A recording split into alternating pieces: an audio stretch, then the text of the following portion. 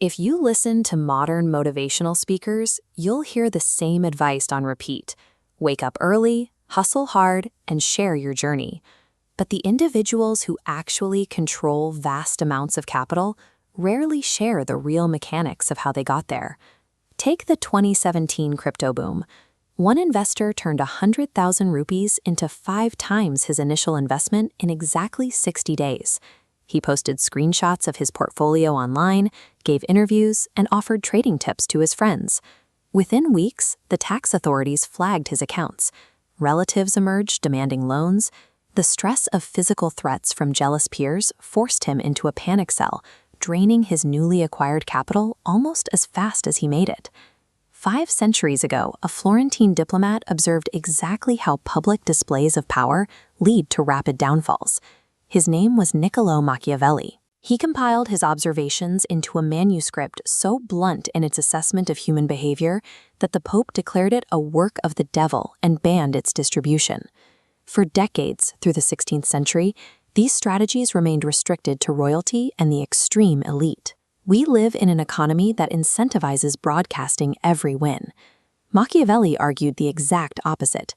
Visibility is your greatest liability. Machiavelli categorized ambitious people into 2 types, the lion and the fox. The lion flexes its strength and inevitably attracts hunters. The fox operates in the shadows, remains unseen, and survives. During the Renaissance, Giovanni de' Medici financed the kings of Europe. Yet he walked the streets of Florence in plain clothes, maintained a modest home, and employed 0 visible servants. He funded an empire, but looked like a common merchant. Ingvar Kamprad applied the exact same logic. He built a net worth of $58 billion, yet he flew economy class, cut discount coupons for groceries, and drove a 15-year-old car. This is a deliberate psychological strategy. When people perceive you as struggling, they lower their prices, offer favorable terms, and drop their defenses. When they perceive you as wealthy, they raise barriers, ask for favors, and actively look for ways to extract your resources. In a corporate environment, displaying too much competence makes you a target. If a project succeeds, attribute it to luck or a team effort. If a brilliant idea surfaces, present it slowly so others feel they contributed. By carefully curating a harmless public image, you ensure that competitors ignore you entirely while you steadily compound your leverage. The most persistent threats rarely come from anonymous competitors. They come from the people sitting next to you at the dinner table. Human psychology allows us to easily cheer for an underdog. But the moment a peer begins to outpace the group, admiration quickly fractures into resentment and a quiet desire to see them stumble. Consider a recent startup founder in Mumbai whose company hit a 100 crore valuation. Elated, he threw a massive party, laid out his revenue figures, and detailed his exact growth strategy to his inner circle. 6 months later, his chief technology officer resigned, taking the proprietary code to a competitor.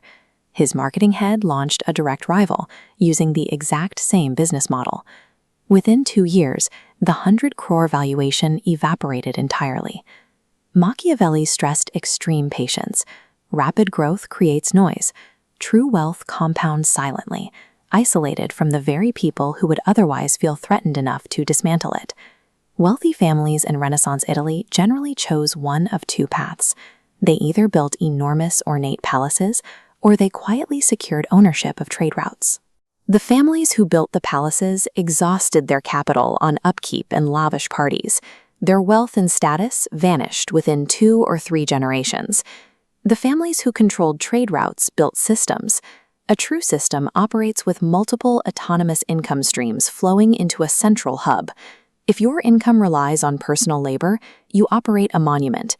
In a system, nodes replace direct hours, accumulating capital without your presence.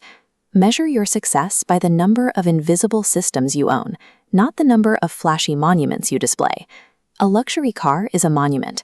It requires constant financial feeding. A dividend portfolio is a system. Monuments consume your resources to signal status. Systems generate resources in absolute silence. The reality of your bank account matters far less than the public's perception of it. To possess significant capital while being universally perceived as perfectly average is the ultimate defensive posture. Warren Buffett manages billions in global assets, yet he still resides in the exact same Omaha property he purchased for $31,000 in 1958. Cash makes a lot of noise. True wealth prefers quiet. Remove the luxury logos from your wardrobe. Stop posting your career milestones online.